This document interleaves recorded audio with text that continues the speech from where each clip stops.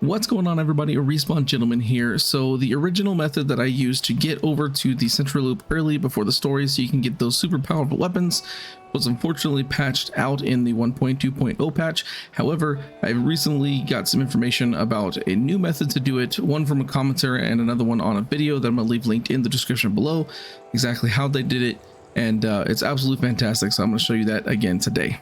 So where you want to go on the map for this, if you haven't done the Let's Waltz mission, which is kind of like the midway point that leads you to the second area, then you may not be familiar with this, but basically you're trying to make it all the way over here to the very end of Quarry's End. This is the point where you want to go to. A good place to kind of point of reference is the Oak Windmill or the swimming pool, sorry. And that's kind of a good reference, and just head basically just south from there is where you want to go. So the skills that you're going to need, now granted, you can do this with only Tic Tac, but I'm not very good at using Tic Tac, so I had to go a little bit further to get Wall Run and Wall Run Jump. So if you check out the original video on this, I have all of the inhibitor locations that I used to get to this point, and that will allow you to kind of do the same and get the skills if you're not able to do it with Tic Tac. So once you've made your way down over to the point kind of where I showed you on the map, you want to come right over here to this little ledge. Now this is, again, if you've gone through the game before, you'll remember this area, but this is where you're trying to go. Right up here, you want to dodge these zombies because they're just in the way. And this is where part of the wall run and wall jump kind of comes in handy. You can get up here without it, but you definitely want to get on this ledge. I've seen people jump from the fence right there. It's just more difficult for me to do. Then you just want to jump up on this ledge and then come over here and jump over here. That should let you grab onto this one. If you're having troubles doing that, you can jump up to this top one and then jump across and come over here this way. Completely up to you. So once you're down here, you just want to go all the way to the end. Doesn't really matter which side you take. That's not really relevant. If you're using the Tic Tac method, I'll kind of show you where to go for that. If you're using the wall run method like I'm doing, it's so much easier.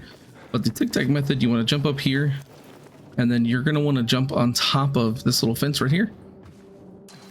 And then you're going to wall run on that and then jump up there. I find it way more difficult to do that because I'm bad at it. So with the wall run, you just want to stand on these blue pipes and then just jump right here and then use your wall run and jump. And there you go. Now you're on top. The next thing you want to do, and this is super easy because if you only have the Tic Tac, you'll have to kind of essentially Tic Tac your way over it that way and then come back across. Whereas the wall run and jump, you just go up and over and then make sure you land on the car so you don't get hurt. But again, if this is something where you've already completed the Let's Waltz mission, this is completely familiar with you, you want to go all the way down to kind of where you get on the ground. If you haven't done this before, then just follow the path that I'm taking and hopefully my character won't drop. Okay. Sometimes at that specific jump, Aiden will decide not to hold on. So if that happens, you'll have to run back here and do it again, which is super unfortunate. But just keep following the path that I'm taking here, and I'll fast forward a little bit to where we need to be.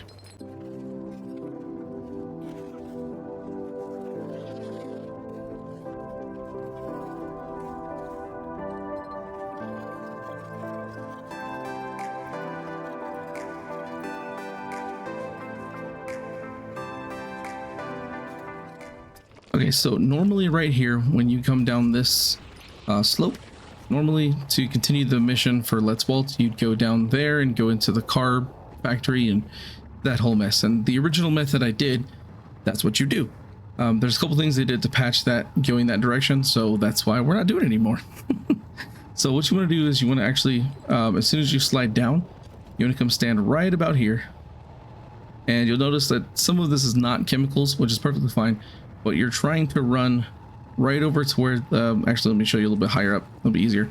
So there's a branch right there. Let me pull up my binoculars so you can see it. It goes right there. I'm looking directly at it. That's where you want to go because there's a small little patch right there that is not covered at the moment, at least. So when you get right here, you just want to sprint over there as fast as you can. Try jumping. It helps you get over there a little bit quicker and just stand here. You might have to move up and down a little bit until you get to the spot where clears. Now once you're here, you just need to jump over this little fence and keep coming in this area. Now a lot of this is not covered in chemicals, so you should be fine. The main thing is getting to this tree branch here. So the way this works, I'm going to show you before I get down there, is even though all of that right there is covered in chemical, when you get to the bench down there that I'm looking at, for some reason the chemical disappears for a little bit. So it's absolutely fantastic. Let's show you what you need to do. So let's just get over here and just keep jumping your way down, because it's going to be much faster than running. And there you go. See, disappeared. Should be safe. Let your immunity recharge, and then you just need to run along the side. No, nothing else. Just keep running, and then at one point you'll need to jump down, which is going to be right up here, because the chemicals will come back. So right about here where this bench is, just jump down here, and then best thing to do is jump while you're running on this part, just so you can get across it. And then you are home free at this point. You are free to explore the central loop and do whatever you want. The only real benefit for doing this is getting like level 7, 8, and 9 gear before the story, which is absolutely fantastic thing to do, especially if you're going through it a second time. And since we don't have New Game Plus yet, that's what you're going to need to do. So I'm going to show real quick the location where you need to go to get the chests to open them, and I'll kind of show you some of the things you can get with that. Now I will note that the chests do not respawn, but if you want to know all of the locations a lot easier, I will have a video linked in the description that shows you all of the chest locations that give you this maximum level gear, and it's absolutely fantastic.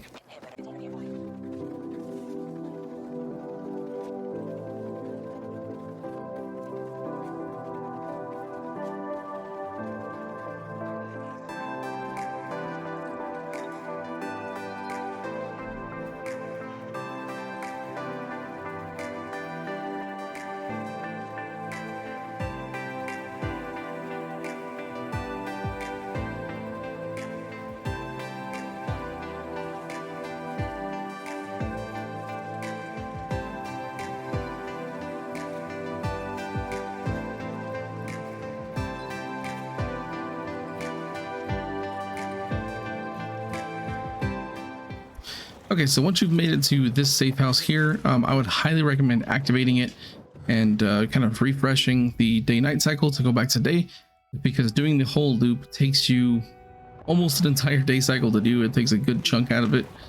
So I would highly recommend doing that. I'm just going to show you a couple of the chests just to show you what's inside them.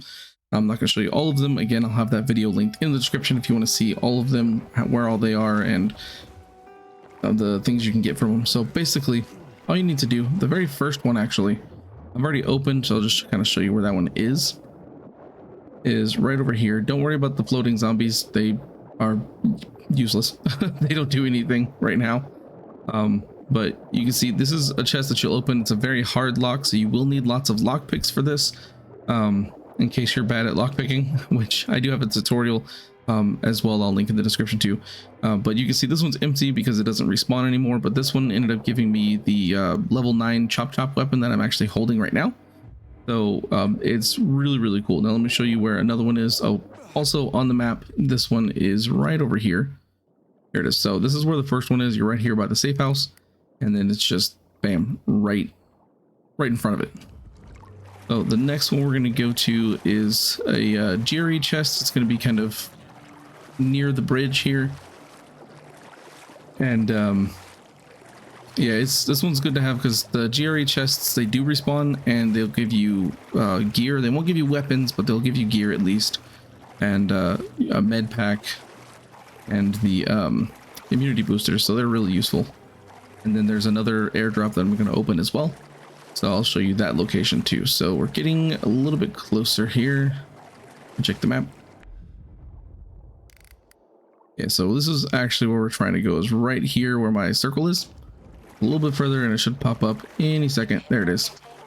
So the inhibitor chest is right here on the corner of the building. I kind of messed up a little bit when I was looking for it and went too far. But when you get over here, like, you'll be about at the surface, you'll be about 15-16 meters away from it. And then you can just open it up And like I said, this one should have some really good gear. Like this has the epidemic kit that gives me a level 9 like gear I can wear, which is fantastic. And let me hop up here and then I'll go grab one of the airdrops you can get just to show you what's in that as well. The airdrop chest you can see right here with the question mark is basically right inside the same building where you found the GRE chest I just showed you. So you just come over here until you see the question mark. You'll be about 20 meters above it, and then you just come all the way down and open it up. Now this one is going to be a very hard lock. So like I said, this can be difficult to open, but I will do my best to get this going for you guys. So I actually made the mistake of not bringing enough lockpicks, and I ended up breaking all of mine. I didn't have any more scrap, so I wasn't able to open this for you. But just again to show you what I've gotten from these chests, let me go to the inventory. I got this level 9 headgear, and then I also got this level 9 chop weapon. And like I said, go through all of the chests and get all of the gear and stuff. It's going to be absolutely amazing for you. Now, if you want to get back over to the other side, the easiest way to do it is to just die. So we're going to sit here and wait until Aiden dies in the water. Okay, so Aiden's dead now. Doesn't matter if you die in the water or by a zombie or step into chemicals, whatever it is, you just need to make sure you die. And then when you're on the screen, choose the respawn and last story point option. If you just choose the regular respawn option, it'll just send you back to that safe house we just activated, and that's not helpful. So then this should take you all the way back to the other side, and we can look now here. I still have my level 9 gear, and you can use this on any new save and get some amazing gear to get through the story as fast as possible. It's absolutely amazing. If you enjoyed this video and you want to see more Dying Light content, make sure to like and subscribe. You can also check out some of my other videos like the one YouTube recommends right over there. And if you want to help support this channel, you can check out the support links in the description below. Thanks for watching.